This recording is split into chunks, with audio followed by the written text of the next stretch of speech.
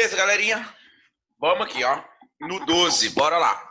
Começar aqui a nossa aula sobre ligações iônicas. Na última aula, a gente estava falando sobre teoria do octeto, regra do octeto, né? Sobre as características dos elementos, metais, ametais e gases nobres. Eu falei para vocês na última aula que os gases nobres, eles são estáveis porque tem a camada de valência completa, toda preenchida, né? No caso da primeira camada, para ela ficar completa, para ela ficar preenchida, precisa apenas de 2 elétrons. E todos os outros gases nobres, para ficarem completos, ficarem com a camada de valência completa, que é o caso deles, eles precisam de 8 elétrons. Espera aí, 8 elétrons. Beleza. Os outros elementos da tabela periódica buscam a mesma estabilidade, ou seja, buscam obter 8 elétrons na camada de valência. E para isso, eles ganham ou perdem elétrons para atingir a estabilidade. Os metais são elementos com tendência de dar elétrons. Então, lembra que metal ele gosta de dar elétrons. E os ametais são elementos com tendência de receber elétrons. Então, metal doa, a metal recebe, certo? O metal doa elétrons até que ele perca toda a camada de valência. E aí a nova camada de valência dele vai ter 8 elétrons. E o ametal, ele recebe elétrons até que a última camada dele complete 8 elétrons. Lembre-se que os metais, eles perdem elétron porque ele tem baixa energia de ionização, enquanto que os ametais, eles recebem elétrons porque eles têm alta afinidade eletrônica. Além disso, eles têm uma alta eletronegatividade, que seria a atração pelo elétron. Beleza? Agora, como já é de prática, eu vou mudar rapidinho a minha câmera aqui. Vou colocar a minha folhinha de papel. Todo mundo está conseguindo enxergar bem o que está escrito aí? Tá, né? De boa. Então, essa folha aí foi a mesma folha que eu usei para a turma do vespertino. Eu vou aproveitar a folha aqui para vocês, para a gente acelerar um pouco o processo.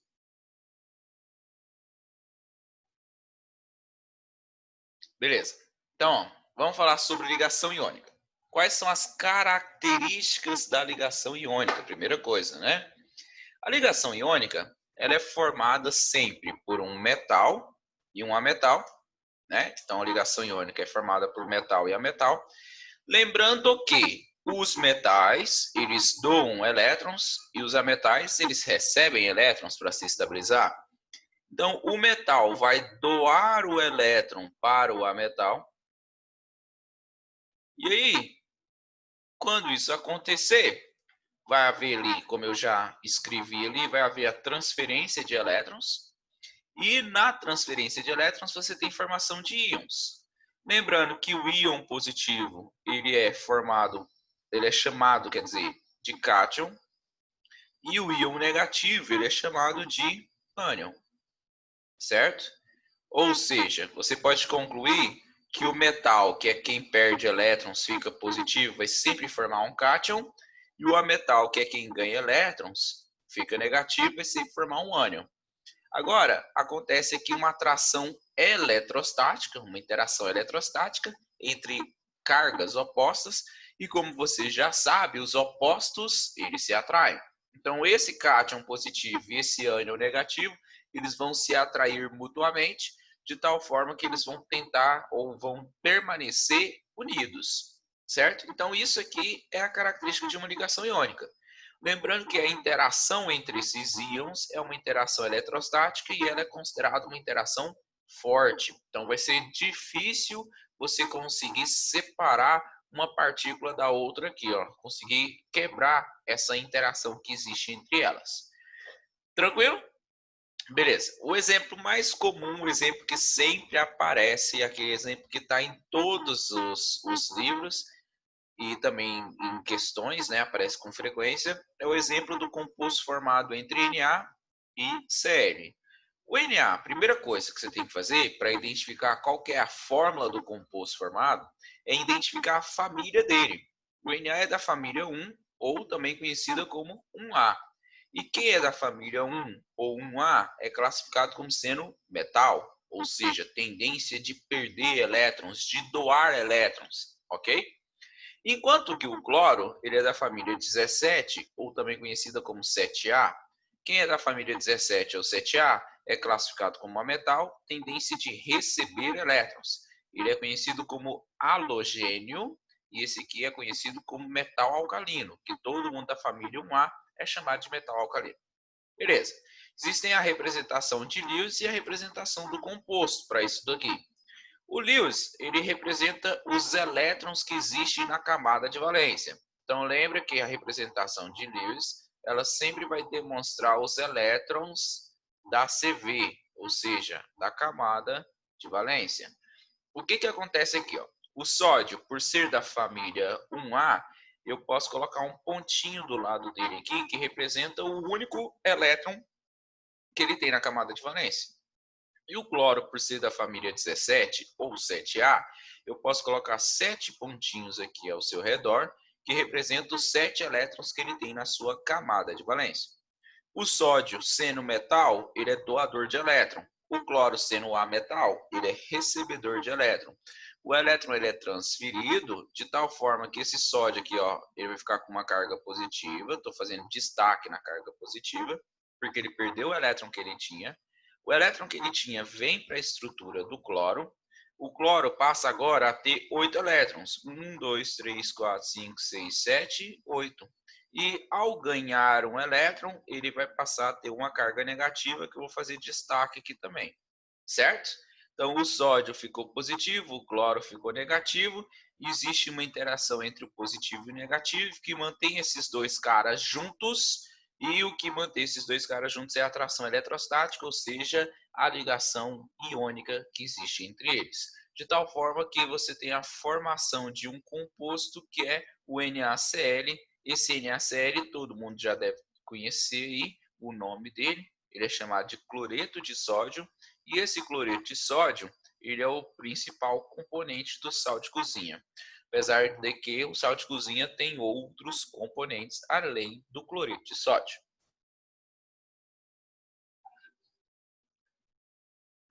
Entenderam, meninos? Tranquilo? Qualquer dúvida, lembre-se aí, pode colocar no bate-papo aí, que eu tô aqui com o bate-papo aberto e à disposição para tirar qualquer dúvida de vocês. Beleza. Agora que a gente já fez esse primeiro exemplo aí, ó, vamos dividir a folha aqui para ficar mais claro, tá? Que a minha divisão não ficou muito reta, mas beleza, dá para entender, né? Vamos fazer aqui um exemplo 2. Uma coisa que eu falei para os meninos mais cedo e talvez vocês também possam gerar dúvida, o sódio, eu fiz a distribuição eletrônica dele e ele perde um elétron, né? Como que ele fica estável se ele perde todos os elétrons que ele tinha? Ele não perde todos os elétrons. Ele perde todos os elétrons da camada de valência. Se ele perder esse elétron aqui da camada de valência dele, a penúltima camada dele tem 8 elétrons. Isso torna ele um átomo extremamente estável, ou seja, semelhante a um gás nobre. E por isso o sódio fica estável na hora que ele perde um elétron, como já comentei com vocês na nossa aula de semana passada. Beleza? Beleza? Entenderam, né? Tá de boas. Agora, qual que é o composto formado entre magnésio e flúor? O magnésio, ele é metal da família 2, ou também conhecida como 2A, e o flúor, ele é ametal da família 17 ou família 7A. Se você for fazer a representação de Lewis para esse composto, você tem que pensar assim, ó, o magnésio tem 2 elétrons na última camada e o flúor tem 7, né? O flúor é da família 17. O magnésio doa o elétron para o flúor, esse flúor aqui já ficou estável. Está estável, está de boa, né? Só que o magnésio ainda não. Ele precisaria doar o seu segundo elétron. Por isso eu preciso de outro flúor para que esse magnésio doe o segundo elétron e se estabilize aqui também. Então, na hora que você coloca 2 flúores para cada magnésio, tanto o magnésio fica estável, quanto os 2 flúores ficam estáveis, certo? Porque o magnésio doou todos os elétrons que ele tinha para doar, e os flúores receberam elétrons até atingir o seu octeto. Beleza? Então você tem um magnésio com duas cargas positivas, já que ele perdeu 2 elétrons, e o flúor, lembrando que são 2 flúores. Esse flúor aqui, ó, ele tem 8 elétrons e tem uma carga negativa. Esse outro flúor também tem 8 elétrons e também tem uma carga negativa. Então, o flúor não tem duas cargas negativas. Cada flúor tem uma carga negativa, por isso você precisa de 2 flúores para cada magnésio, para que a carga total do composto seja neutra. Lembrando que o composto, para ser estável, ele precisa ter lá uma carga neutra no todo. Então, a fórmula do composto aqui, ela vai ficar sendo MgF2. Esse cara aqui é um sal chamado fluoreto de magnésio. Não é um sal tão comum assim, na verdade é muito incomum. A gente não utiliza, ele não tem uma grande utilidade no dia a dia assim que seja conhecida, não. Beleza? Tá de boa, né? De boa. Beleza. Vamos fazer aqui mais exemplos para a gente entender muito bem o que seriam esses compostos iônicos. Então vamos lá. Coloquei aqui mais 3 exemplos para a gente conseguir entender bem esses compostos. O primeiro exemplo aqui, ó, seria a interação entre o alumínio e o bromo. Beleza. O alumínio e o bromo, o alumínio, ele é metal, família 3A, e o bromo, ele é ametal da família 7A, ou também conhecida como grupo 17, certo? Agora, o alumínio, ele sendo da família 3A, significa que ele tem 3 elétrons para doar, né? Então, você vai adicionar aqui o alumínio e colocar 3 elétronzinhos ao seu redor. Isso é chamado de fórmula de Lewis. O Lewis que mostra os elétrons a serem transferidos, doados, recebidos, compartilhados e por aí vai. Então, a fórmula de Lewis é aquela fórmula que representa os elétrons da camada de valência. O bromo, que tem 7 elétrons na última camada, ele precisa receber apenas 1. O alumínio tem 3 elétrons para doar. Então, eu vou precisar de 3 bromos para cada alumínio, de tal forma que o alumínio doa um elétron aqui, doa o segundo aqui, doa o terceiro aqui. Todos os bromos ficaram estáveis e o alumínio também. Todo mundo está feliz, todo mundo quer cantar, né? Você tem aqui um alumínio com 3 cargas positivas e você tem o bromo. Cada bromo tem apenas uma carga negativa, só que você tem 3 unidades do bromo. Todos os bromos têm 8 elétrons na sua camada de valência e por isso que eu coloquei o 3 aqui de fora, representando a quantidade de bromos que você tem lá dentro. Então, para representar a fórmula do composto, eu represento a LBr3, porque você tem um alumínio interligando ali com 3 bromos para conseguir se estabilizar, para atingir a sua estabilidade eletrônica. Brometo de alumínio. Gente, quando você vai representar um composto, não sei se você está conseguindo enxergar aqui, está bem clarinho, a gente sempre representa do menos eletronegativo para o mais eletronegativo. Então, a gente sempre representa o metal primeiro, para depois representar o ametal. O composto ele é sempre representado em ordem crescente de eletronegatividade. Por isso, normalmente, o oxigênio vem no final, o flúor vai vir sempre no final. Né? Então, você representa em ordem crescente de eletronegatividade normalmente. É lógico que tem, lógico não, mas tem várias exceções. Na química, tudo tem exceção, né? Tudo tem exceção.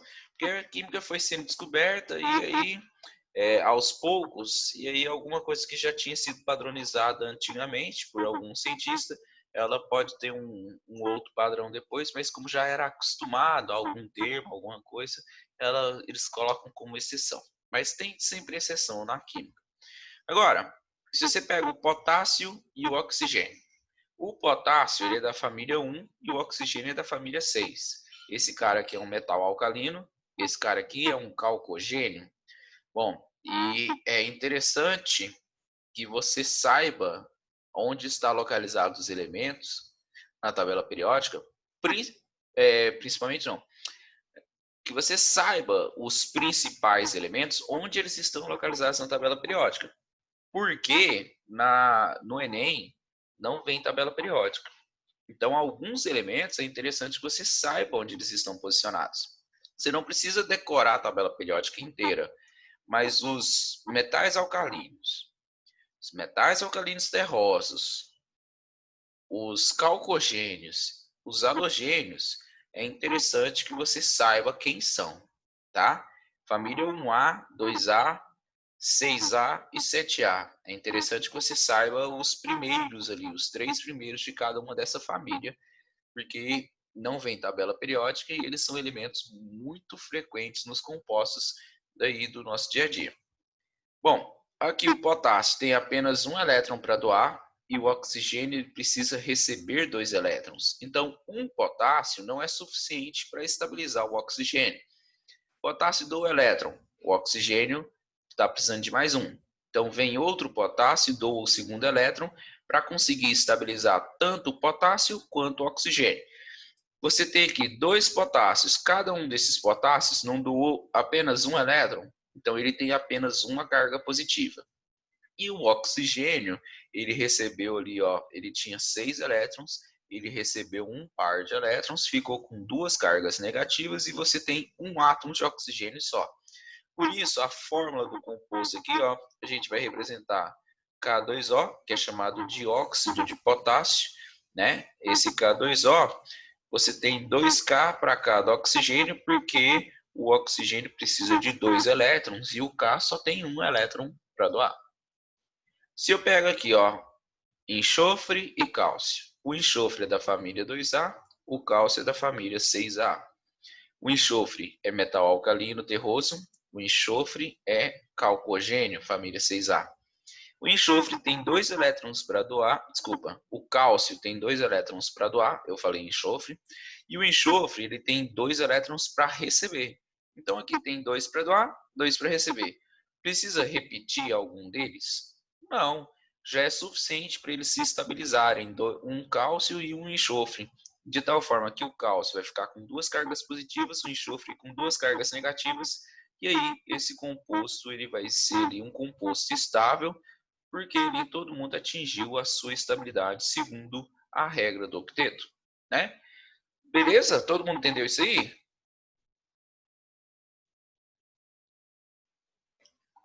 Bem facinho, né? Aí eu coloquei vários exemplos para você ver todos os casos possíveis. O último caso possível aqui, ó, que poderia acontecer, vamos pegar o exemplo do alumínio e do oxigênio. O alumínio interagindo com o oxigênio, lembrando que o alumínio ele é da família 3A, né?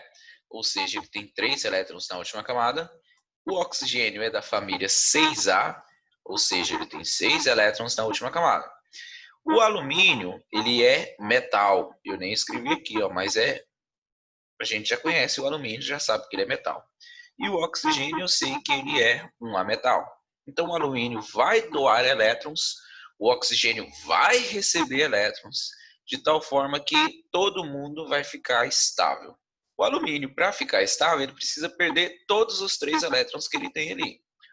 E o oxigênio precisa receber apenas 2. Então, esse alumínio aqui, ó, ele doa 2 elétrons para o oxigênio. Esse oxigênio fica estável, mas o alumínio ainda não.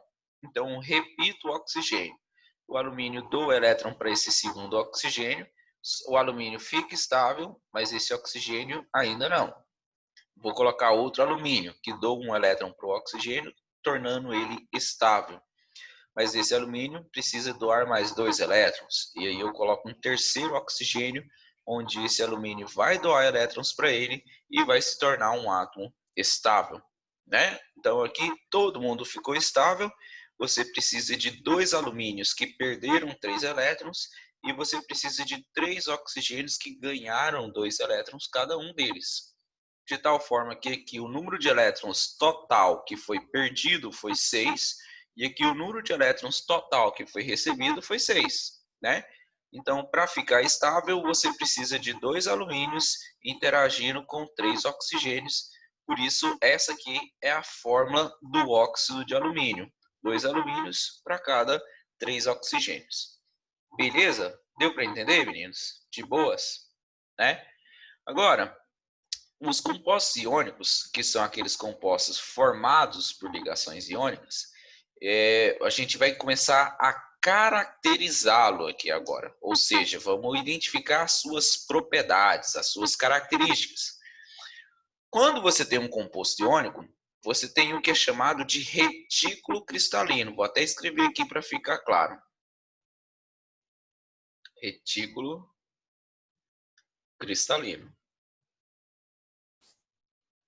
E o que é um retículo cristalino? Retículo cristalino é uma estrutura muito bem organizada, onde você tem a repetição de uma forma geométrica, certo? Por exemplo, o sal de cozinha, o NaCl, né?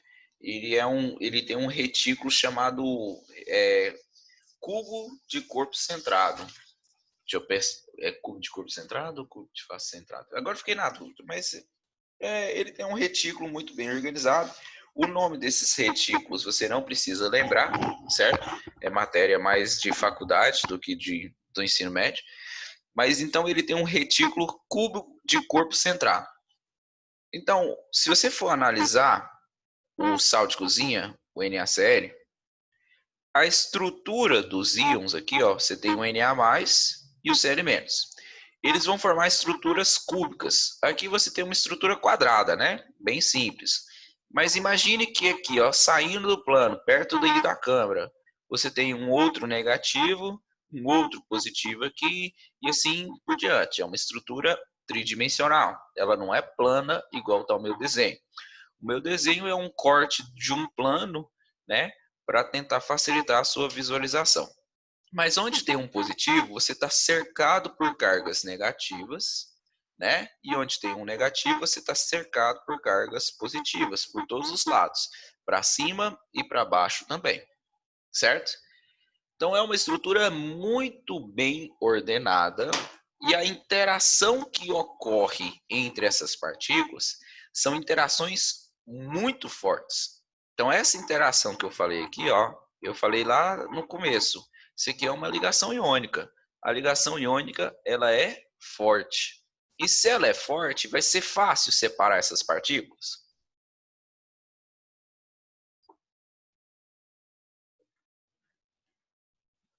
Não, né? Se ela é forte, vai ser difícil separar essas partículas.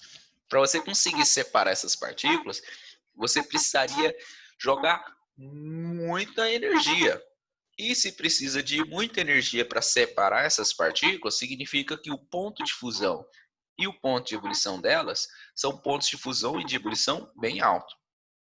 Por exemplo, o sal de cozinha, que é o exemplo que eu estou colocando aqui, o ponto de fusão dele, do NaCl, é 814 graus Celsius, né? Você já tentou derreter sal de cozinha na panela da sua casa? Não, né? Porque não dá, né? Você já sabe que não dá. Por experiência aí de vida, você sabe que não dá para derreter sal de cozinha na panela da sua casa. Você até já derreteu açúcar. Já deve ter feito melado aí alguma vez na sua vida. E aí você colocou açúcar, derreteu, né? Aqueceu e derreteu. O açúcar não é um composto iônico. Ele é um composto que a gente vai estudar mais para frente, chamado de molecular. Então, o ponto de fusão e o ponto de ebulição dele não é tão alto assim. Já o sal de cozinha, na verdade, qualquer que seja o composto iônico, eles vão ter ponto de fusão bem alto. No caso do NaCl, o ponto de fusão dele é 814 graus. O ponto de ebulição dele, que é para você torná-lo um gás, é maior ainda, né? Sempre o ponto de ebulição é maior do que o ponto de fusão. E no caso do cloreto de sódio, ele é por volta de 1.400 graus Celsius. Aqui o ponto de ebulição não lembro de cor, mas é por volta disso. É bem alto, né? Então você pode até conseguir derreter ele se você tiver lá um maçarico, alguma coisa assim. Mas no fogão de sua casa você não consegue derreter ele porque ele vai chegar no máximo numa temperatura de uns 200 a 300 graus Celsius no forno de sua casa, né? Beleza. Se eles têm alto ponto de fusão e alto ponto de ebulição, por causa da boa interação que existe entre os íons, por causa da organização que existe entre os íons, eles vão ser sólidos na temperatura ambiente, né? Eles sempre têm uma estrutura muito bem ordenada, onde os átomos não têm liberdade de movimentação. E não tendo liberdade de movimentação, isso significa que eles vão ser sólidos em condições ambientes. Outro detalhe, eles são quebradiços. Como assim quebradiço? Já pegou um martelo e bateu numa pedrinha de sal grosso? Bom, talvez você nunca tenha feito isso, mas imagine, o que vai acontecer com a pedrinha de sal grosso? Ela vai se espatifar em vários pedacinhos, né? Agora pega um pedaço de martelo e bate num pedaço de metal, por exemplo, num prego ou num clips que seja mais maleável, né? Ele não se quebra. Na verdade, quando é um metal, ele é maleável e não quebradiço. Então, o contrário de ser quebradiço seria ser maleável. Os compostos iônicos, eles não são maleáveis, você não consegue adaptar o formato dele. Ele sempre vai ter um formato de cristais, ou seja, um formato que seja. É, ele vai ter um formato cristalino, vai ter sempre o formato de um cristal que seja cúbico, hexagonal, mas ele tem um formato característico dependendo da estrutura do retículo dele. Aí depende de composto iônico para composto iônico. Mas quando você faz força sobre ele, ele ao invés de se moldar, ele vai ser quebradiço. Por que que isso acontece, né? Dá para explicar olhando para essa estrutura aqui, ó. Se você faz força aqui, e essa setinha está representando uma força, né? Você vai empurrar essa partícula positiva que está aqui para perto de outra partícula positiva. Você vai empurrar essa partícula negativa para perto de outra partícula negativa. Quando um positivo se aproxima de outro positivo, vai acontecer uma repulsão. Quando um negativo se aproxima de outro negativo, vai acontecer uma repulsão. Então imagine aqui, ó, se eu empurrar essa parte aqui para baixo, você vai ter repulsão entre as cargas e o composto ele vai se quebrar. E aí a gente fala que sofre uma fratura. Mas aí essa fratura nos compostos iônicos, elas tendem a formar superfícies lisas, elas tendem a formar faces. Então aqui você tem a formação de uma face e por isso que você tem a formação ali de um cristalzinho, né? Se você já pegou uma pedrinha de sal grosso, você já percebeu que ele tem superfícies lisas, né? Ou próximo de liso. E também que ele tem formato cúbico. Por que ele tem formato cúbico? Porque é a estrutura microscópica do nosso sal de cozinha, né? A estrutura macroscópica, ela é dependente da estrutura microscópica, certo? Então, se você olha como ele é macroscopicamente, você está vendo como ele também é microscopicamente. Eu vou colocar aqui uma imagem só do retículo cristalino para você ter uma noção melhor de como que seria a estrutura do cloreto de sódio, por exemplo. Rapidinho. Deixa eu abrir aqui uma imagem. Peraí.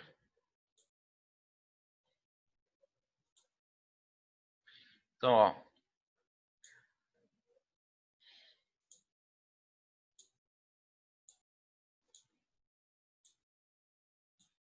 Aí, ó, tá a estrutura tridimensional de um cloreto de sódio.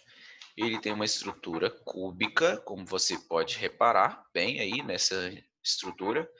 E aí você tem o sódio, que está representado por partículas amarelas, e em cada canto aqui ao redor dele você tem o cloro, que está representado por partículas verdinhas. O cloreto de sódio, especificamente, ele tem um retículo cúbico, como eu já comentei com vocês, né? E esse retículo cúbico faz com que os cristais de cloreto de sódio, eles também sejam cúbicos, certo? Mas existem cristais que não têm o formato cúbico, que têm formatos diferentes. Deixa eu só abrir um aqui.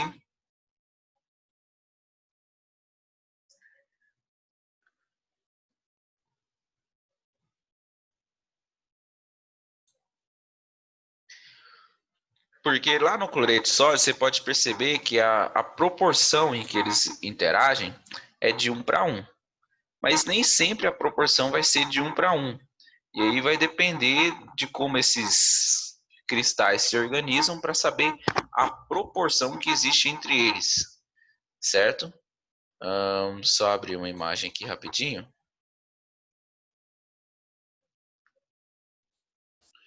Peraí que deu ruim.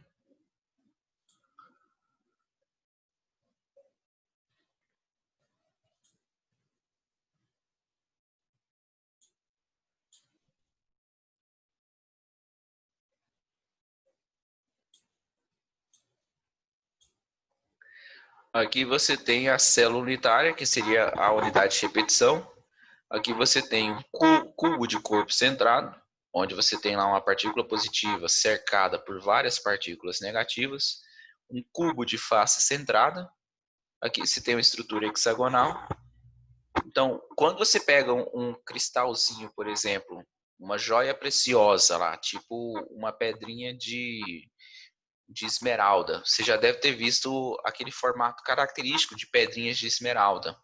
Elas têm um arranjo microscópico que é idêntico ao arranjo macroscópico. Então, você tem a repetição dessa unidade aqui dezenas, milhares, centenas de vezes, que forma aquela estrutura macroscópica, que forma aquele cristalzinho que a gente tem. Se você olhar uma pedrinha de diamante, por exemplo, o retículo cristalino de uma pedrinha de diamante, ele tem formato tetraédrico, que é justamente o formato daqueles cristalzinhos de diamante que a gente vê comumente aí quando ele está bem lapidado, né? Quando ele está bem puro e lapidado. Então essas aqui são algumas das características dos compostos iônicos. Para encerrar aqui, ó, não deu tempo de falar na outra aula para o período da tarde, mas agora, como a gente aproveitou aqui, vai dar tempo de falar para vocês. Os compostos iônicos normalmente são solúveis em água.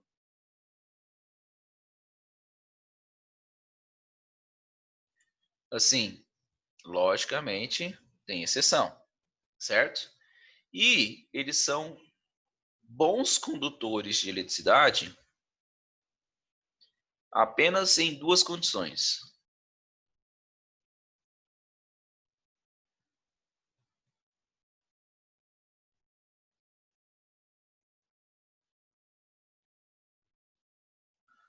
Eles são bons condutores de eletricidade quando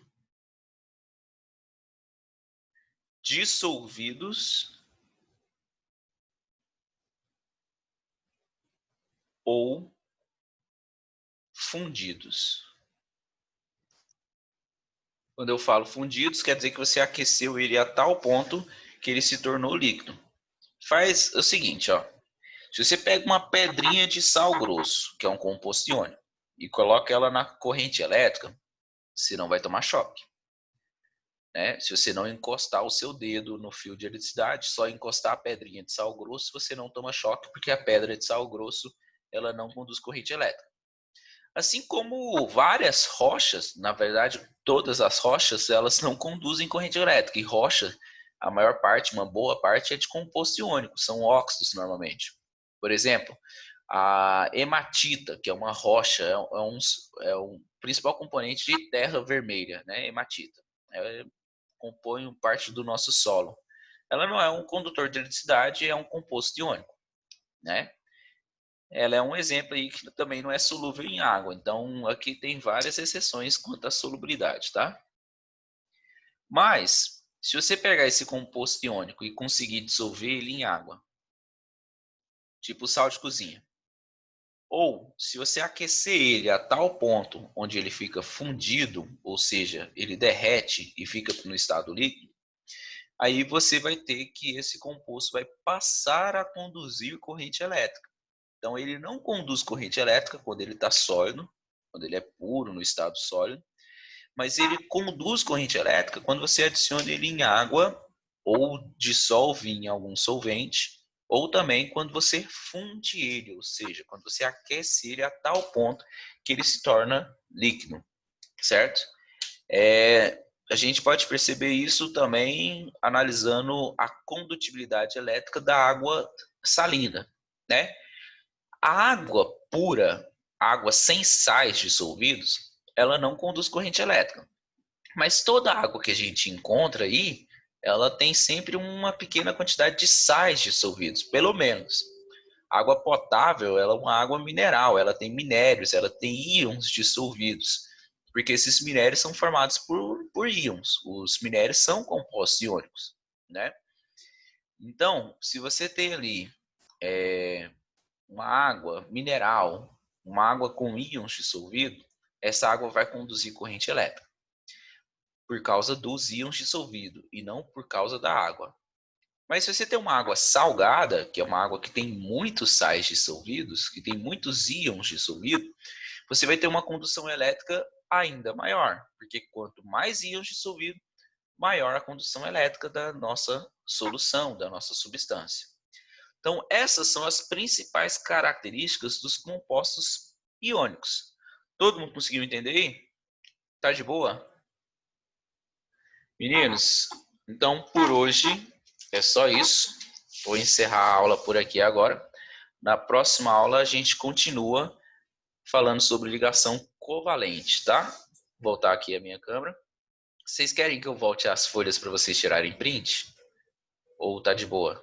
Já deu tempo? Se quiser que eu volte aqui, eu volto tranquilo. Você tira um print aí para ficar com um resuminho do que eu falei hoje. Então, meninos, é isso. Se ninguém falou nada, eu vou parando por aqui. Qualquer coisa também pode entrar em... Ah, tá. O Bruno pediu. Deixa eu voltar aqui. Então, essa aqui é a primeira. Tira um print aí rapidão. Vou contar até 5. 1, 2, 3, 4, 5. Pronto. Virando a página. Essa aqui foi a segunda. 1, 2, 3, 4, 5. Virando a página. Essa aqui foi a terceira folha que a gente falou hoje.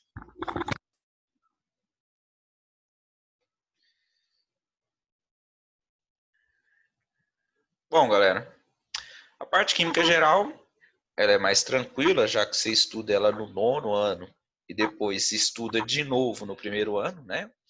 Então é uma parte mais tranquila. Acredito que esse aqui não tenham dúvidas, assim, seja mais fácil. Mas se você tiver dúvida em qualquer outra parte da química, pode entrar em contato comigo, que eu te ajudo a responder. E bons estudos aí para vocês, galera. Lembrando que para estudar química é interessante que você faça bastante exercícios, tá?